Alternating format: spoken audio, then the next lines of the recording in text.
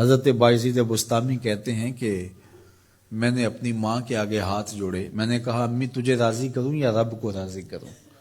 تو اپنے حق مجھے معاف کر دے، اللہ کو میں راضی کر لیتا ہوں۔ ماں نے کہا جاؤ پتر میں اجازت دیتی ہوں۔ گئے جنگلوں میں ذکر و فکر میں لگے رہے، تنہائی میں اس کو یاد کرتے رہے، دن رات ذکر کے چراغ روشن رکھے۔ 12 سال گزر گئے حق کی تلاش میں۔ ایک دن واپس بستام کے قریب سے گزر رہے تھے، خیال آیا چلتے چلتے ماں کو سلام کر جاؤں۔ دروازے کو دستک دینے لگے تو اس خیال نے ہاتھ روک لیا کہ ساری زندگی ماں کو سکھ تو دیا کوئی نہیں، اب دکھ بھی کیوں دینے لگے ہو؟ رات کا ایک پہر بیت گیا ہے، سردیوں کی لمبی رات ہے، ماں بستر میں لیٹی ہوگی، تیرے لیے اٹھے گی، دروازہ کھولے گی۔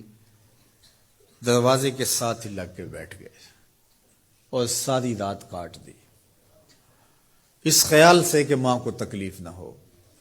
جب سحری کا وقت ہوا تو اندر سے جو نالی آتی تھی اس نالی سے پانی آیا، سمجھ گئے میری ماں تہجد کے لیے اٹھی ہے اور وضو کا پانی ہے، تو فوراً دروازے پہ دستک دی۔ اندر سے آواز آئی بیٹا بایزید میں ابھی آئی۔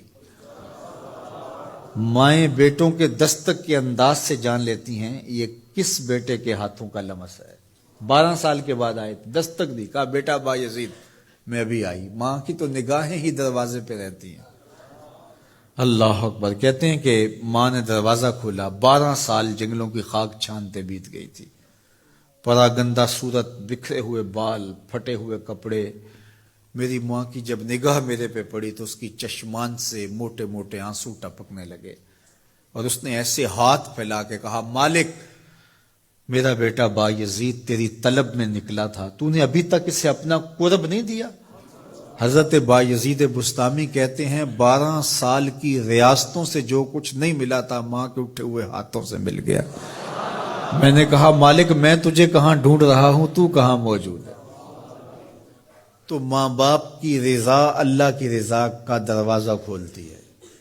جن لوگوں کے ماں باپ ناراض ہیں اور وہ جا کے پیر صاحب کی خدمت کرتے ہیں، اور میاں ماں کے قدم چومو، باپ کی ٹانگیں دباؤ، ان کی خدمت کرو، تمہارے پہلے مرشد وہ ہیں، ان کو راضی کرو، پھر کسی شیخ کامل کی صحبت میں آنا، دیکھو کیسے دل کی بند کھڑکیاں کھلتی ہیں۔ ایک مرشد تو ناراض کر رہا ہے اور دوسرے مرشد سے تمہیں کیا ملے گا؟ تو راستہ یہیں سے کھلے گا۔ والدین کو کبھی ناراض نہ کرو، والدین کو کبھی دکھ نہ دو، والدین کو کبھی تکلیف نہ پہنچاؤ، اور والدین کو بھی چاہیے کہ اپنی اولاد کو اپنا نافرمان نہ بنائے۔ ایک بزرگ فرماتے ہیں کہ مجھے برابر 30 سال ہو گئے ہیں کہ میں اپنی اولاد کو کوئی حکم ہی نہیں دیا، کوئی حکم نہیں دیا۔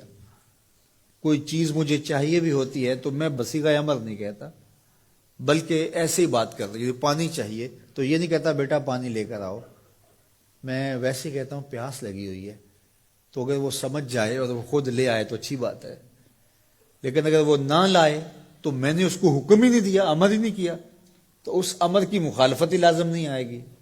تو کہا 30 سال برابر گزر گئے ہیں، میں نے اپنی اولاد کو حکم نہیں دیا کہ کہیں وہ میری نافرمان نہ ہو جائے، چونکہ اگر وہ نافرمان ہو گئی پلے کچھ نہیں رہے گا۔ جو اولادیں ماں باپ کی نافرمان ہوتی ہے وہ ہوا میں بھی اڑیں، وہ چرخ پہ بھی جھولیں، وہ زمین پہ گرنے والی ہوتی ہیں، کبھی کامیاب نہیں ہو سکتی وہ اولادیں جو ماں باپ کی گستاخ، بے ادب اور نافرمان ہوتی ہیں۔